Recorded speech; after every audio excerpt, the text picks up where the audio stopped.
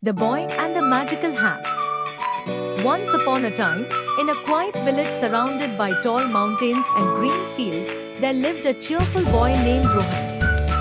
Rohan was kind, curious, and always ready for an adventure. But there was one thing about him that everyone in the village knew: Rohan loved hats.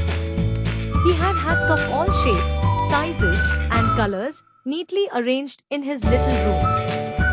One bright and sunny day, Rohan decided to visit the market. It was a special day because the village held its grand fair, where merchants came from far and wide to sell their treasures. Rohan was excited to see what he might find. As he wandered through the bustling market, filled with the sounds of music, laughter, and people bargaining, Rohan's eyes fell on a strange little shop tucked in the corner. It was decorated with colorful flags, and on the counter sat a single hat, a brown, floppy hat with a large feather sticking out. What a funny hat, Rohan thought as he stepped closer. Behind the counter stood a kind old woman with twinkling eyes. "Ah, young man," she said with a smile, "you've got an eye for special things. This hat is no ordinary hat, it's magical." "Magical?" Rohan asked, his curiosity sparkling. "Yes," said the woman. "This hat has the power to take you on an adventure. It will guide you to where you're meant to be." Rohan's eyes widened. He loved the sound of an adventure.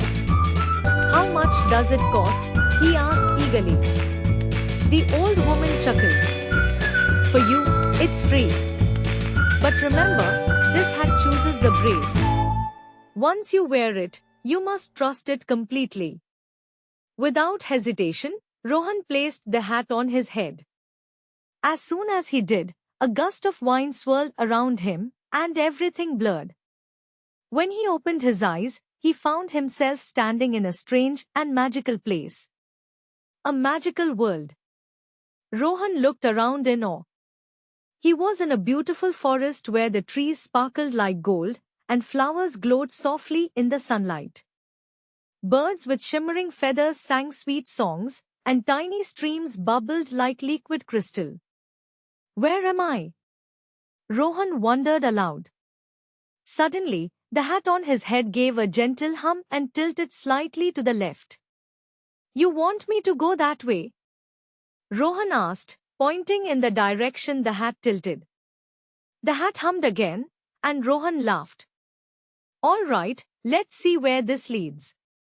As Rohan walked through the magical forest, he came across a small squirrel sitting on a tree stump. The squirrel had a tiny acorn crown on its head. "Hello," the squirrel said, surprising Rohan. "You must be the boy with the magical hat. The forest has been waiting for you." "Waiting for me? Why?" Rohan asked, confused. "The crystal of light that keeps our forest alive has been stolen by a tricky goblin," the squirrel explained. "Without it, the forest will lose its magic. We need your help to bring it back." Rohan felt nervous but also determined. "I'll do my best," he said. "Where can I find the goblin?" "He lives in the Cave of Shadows," said the squirrel, pointing toward a tall hill in the distance. "But beware, the path is filled with challenges. Trust your hat, it will guide you."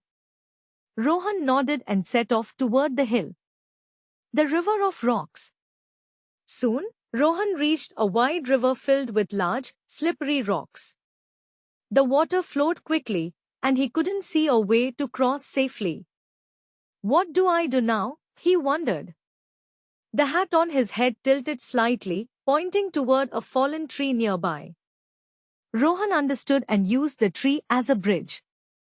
Step by step, he carefully crossed to the other side. Just as he reached the river bank, he heard a faint cry for help. Looking around, he saw a small bird trapped under some branches. Rohan rushed over and freed the bird. "Thank you," chirped the bird. "You're very kind. Here, take this feather, it will help you later." The bird handed Rohan a shiny, silver feather, and he tucked it into his pocket. The Cave of Shadows. After hours of walking, Rohan finally reached the Cave of Shadows. The entrance was dark and spooky, with vines hanging like curtains. "Here we go," Rohan said, taking a deep breath. The hat hummed softly, as if to encourage him. He stepped inside, holding the silver feather the bird had given him. The cave was filled with twists and turns, and it grew darker with every step. Suddenly, glowing eyes appeared in the shadows. It was the goblin. He was small, with green skin, pointy ears, and a mischievous grin. "So, you've come for the crystal of light, have you?" the goblin sneered. "You'll have to catch me first." The goblin darted deeper into the cave, laughing loudly. "Quick!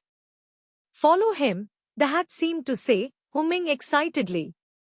Rohan ran as fast as he could, dodging rocks and leaping over puddles. He finally cornered the goblin, who was holding the glowing crystal of light in his hands. "Give it back," Rohan demanded. "Why should I?" the goblin said. "This crystal is so shiny, I want to keep it." Rohan thought for a moment. Then he remembered the silver feather. He held it out and said, "I'll trade you this magical feather. It's even shinier than the crystal." The goblin's eyes lit up. "A magical feather? All right." He handed the crystal to Rohan and snatched the feather. Saving the forest. Rohan quickly left the cave, holding the crystal of light tightly. When he returned to the forest, the animals were waiting for him. "You did it," cheered the squirrel. "The crystal of light is back." Rohan placed the crystal on a special pedestal in the center of the forest. It began to glow brightly, and the forest sparkled with magic once again. All the animals danced and celebrated, thanking Rohan for his bravery and kindness. Home again.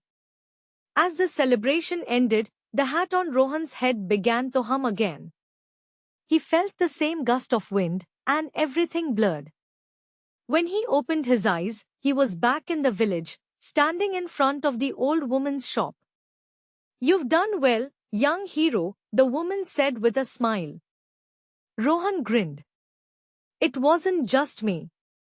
The hat helped me every step of the way." The woman chuckled.